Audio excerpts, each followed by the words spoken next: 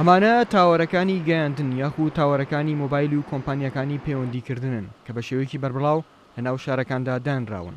هەبوونی ئەم تاوەرانە بۆ تەجێی گومانی هاوڵاتیان و ترسیان هەیە لەوەی زیانیان هەبێت بۆ سەرتەندروستیان و پیسکردنی ژینگە. ئەم پرسە لەلایەن پسپۆرانی بواری ژینگەشەوە بێوەڵامە لەبەرەوەی تا ئێستا لە جیهاندا هیچ توێژی نێوگنەی سەلماندۆ کە زیانی هەیە یاخود نیەتی.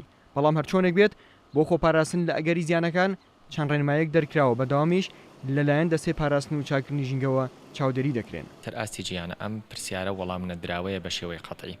بەڵام ئەوەی ئێمە توانیمانە دانانی هەر بورجەگیان تاوەرێک بەپێی کۆمەڵی ڕێنمایی کە ڕێکخراوی WHO دیاری کردووە ئێمە هەمووی تەواوی ئەو ڕێنمایانەمان جێبەجێ کردو بەسەر ئەو بورجانە پێشەوەی دامەزرێن ئەو ڕێنمایە ژینگەیانە و ڕێنمایە تەندروستیانەمان جێبەجێ کردووە.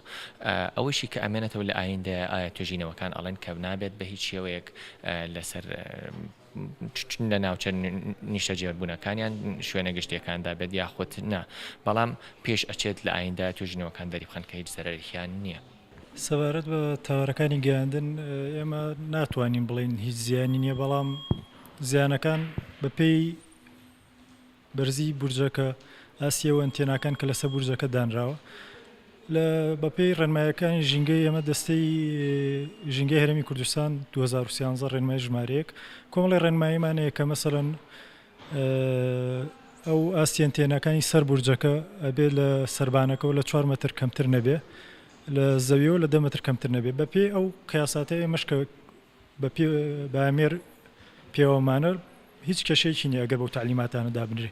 سەبارەت بە زیانەکانی وەکو توێژنەوەی تا ئێستاش هەیە ڕێکخراوی تەندروستی ژیانی WHO تا ئێستا توێژینەوەی بۆ ماوەی 10 ساڵ کردووە هیچ کێشەیەکی نییە نەسەلمێنراوە کە زەرەرێکی مەترسی هەبێ وەکو کە باسەکرێ مەسەڵەن بڵێن سەرەتانیە حاڵەتی نەزۆکیەوە شتانە هیچی ڕاز نییە ئەمانە.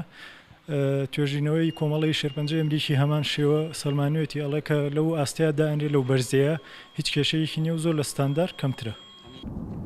لەسەر تاسەری گیاندا لێکۆڵینەوە و توێژینەوەکان بۆ دەرخستنی هەبوون یان نەبوونی زیانی تاوەرەکان بەردەوامی هەیە و بەرپرسێکی باڵای تەندروستی و ژینگەی عێراق دەڵێت لەگەڵ حکوومەتی هەرێم لە ڕێی لیژنەیەکەوە لەگەڵ ڕێکخراوە نێودەوڵەتیەکان و ڕێکخراوی تەندروستی جیهانی لە پەیوەندی داین بۆ زانینی هەر دەرەنجامێک لەسەر کاریگەریەکانی ئەو تاوەرانە. موضوع التأثيرات المحتملة من أبراج الهواتف النقالة موضوع كبير وحساس وعليه لغط كبير. ئەمە بابەتێکی زۆر هەستیارە و گفتوگۆی زۆری لەسرە لەلایەن ئەکادیمیاکان و هاوڵاتیان و ڕێکخراوە حکومی و تایبەتەکان. بەڵام تاکو ئێستا نەگەیشتونەتە چارەسەرێکی گونجاو سەبارەت بەو کاریگەریانەی بورجەکانی تەلەفۆن یاخود موبایل دەیان بێت.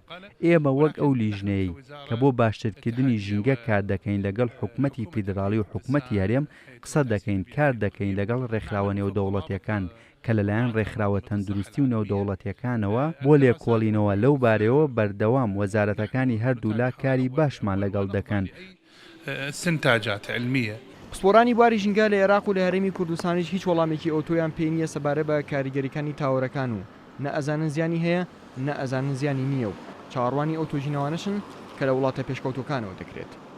ئارام عەبدوڵڵا، کوردسات نیوز، سلێمانی.